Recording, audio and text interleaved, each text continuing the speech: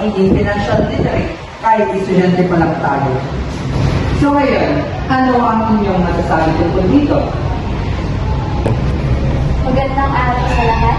Ako si Noreen Jane Guillermo at gusto kong ibahagi ang aking pananaw tungkol sa kahalagahan ng financial literacy.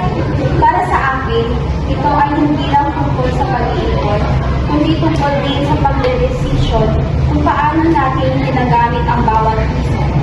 Bilang estudyante, madalas nating maranasan ang tukso na gastusin agad ang allowance sa pagkain o luho. Pero kapag alam natin ang halaga ng bawat sentimo, mas magiging responsable tayo. Sa personal kong karanasan, natutunan kong maglagay ng simpleng budget plan tuwing linggo.